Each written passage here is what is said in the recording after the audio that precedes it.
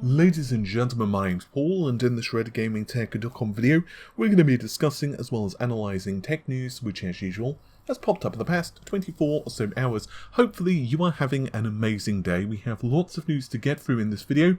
I'm going to start things out with Quantum Error, which is a new game confirmed for the PlayStation 5, and it will also be seeing a PS4 version as well. And the developers have confirmed on Twitter that the title will run at 4K 60FPS, which, let's face it, most people would agree that that's kind of what you expect with a game releasing on the new generation, for us to see 4K 60FPS for either the Xbox or the PlayStation. But the developers have also confirmed that there will be full ray tracing support on the game. So this means global illumination, shadows, reflections, and full scene ray tracing, at least according to the developer. And we will also see 3D audio as well. The footage you're seeing here is for the PC, or at least running on a PC. So clearly it may change a little bit for the PC iteration. They did, however, say that the settings of the game will be similar to that of what you would see visually for the PlayStation 5, and the game as well will, as I said a moment ago, also come out on the PlayStation 4, and the base physics will be very similar between the two consoles. The studio which are producing this, Team Kill Media, are pretty small. They were founded by just 4 brothers back in 2016. So obviously they do not have the resources of, let's say, Capcom or Square Enix or Electronic Arts or Ubisoft or anything like that. But even so, they're putting together a game which looks pretty damn technically competent. And one of the keys for them to do this is Unreal Engine, which of course is serving as the backbone for the game. Unreal Engine, along with Unity, is often seen as a refuge for smaller studios, and for good reason. Obviously, a lot of systems are already in place, which means that developers need to do a lot less coding to get their game up and running.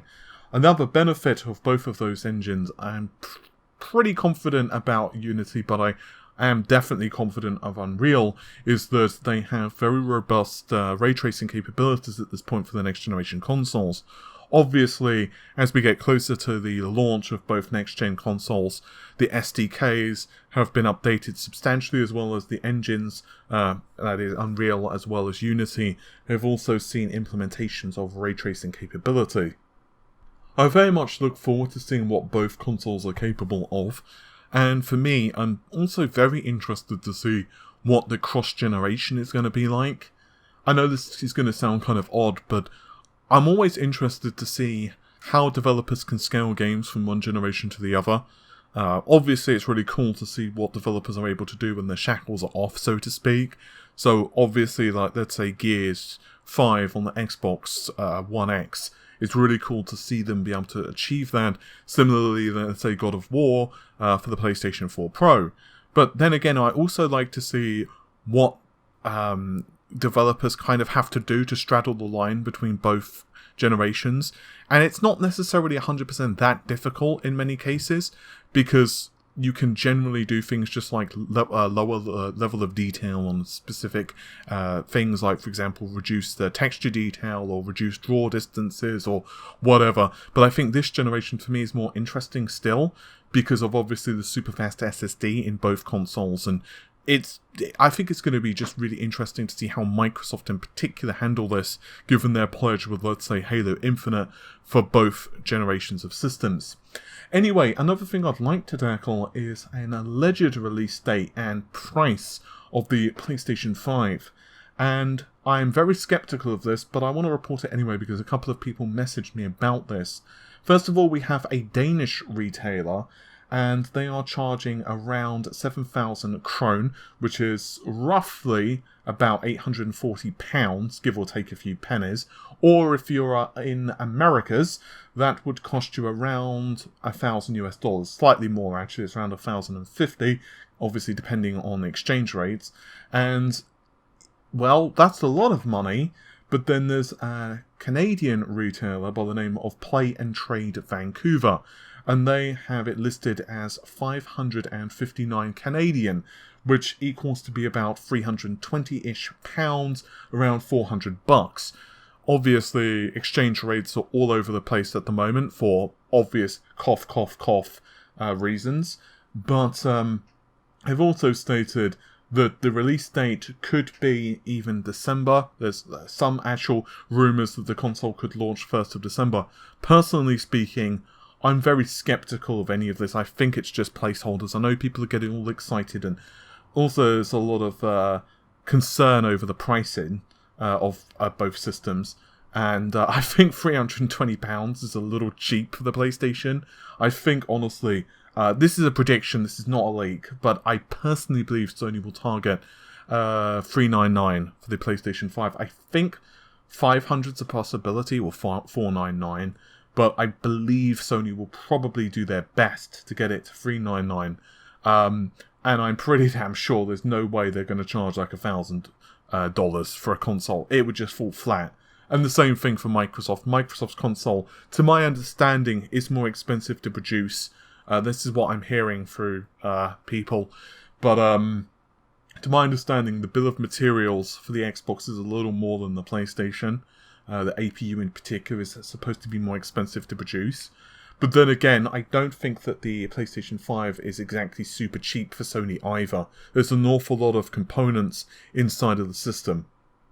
And while we're on the subject of console stuff, I'd also like to bring up the fact that soon Mario will be 35 years old. Well, not really, but Super Mario Bros. Will hit the 35th birthday. That's kind of weird, isn't it? It doesn't feel like it should be 35 years ago we saw the game debut on the NES, but here we are. But anyways, apparently Nintendo are planning to do something pretty damn major for the 35th birthday of Mario, and that is that they are planning to re-release a significant number of key Mario games, including the original title, and basically remaster them. So this is actually something that may raise an eyebrow, and you may think, really? That's an awful lot of work for Nintendo. Would they really do this?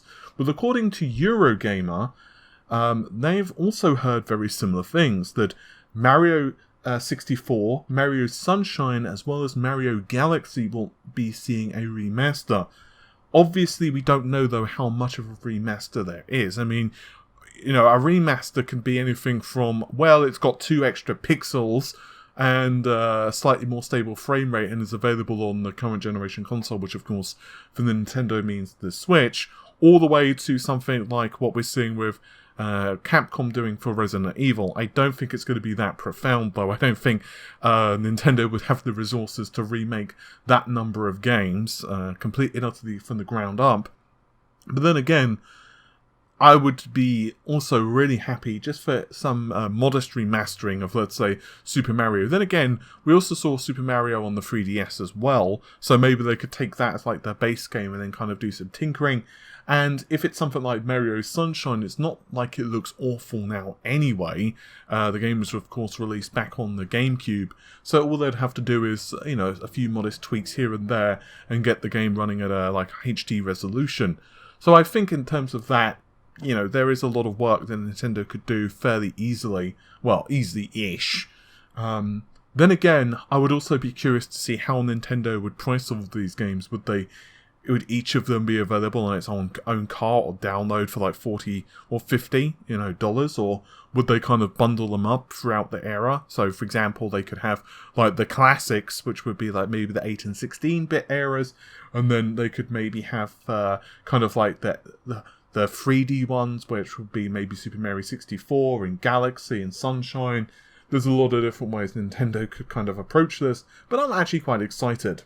And in the final piece of news for today, Micron will be launching HBM2 for this year. Previously, the company had bet big on Hybrid Memory Cube, HMC, but ultimately it wasn't very popular with customers. We saw it used in a few supercomputers when it was first introduced, but 3 years after its introduction, Micron essentially just openly stated that they were suspending work on HMC, and this was back in 2018. So Hybrid Memory Cube was something they bet on, but it just didn't quite work out. So instead now they're pursuing High Bandwidth Memory 2. HBM2 currently is only being produced by 2 different companies. One is SK Hynix and the second being Samsung. So ultimately, the price for it is quite high. Obviously, it's not really used in consumer grade cards at the moment. It's essentially relegated to the server market. With the odd exception, the last consumer grade card was the Radeon 7, but that was the Radeon 7 that is ultimately a rebranded server card.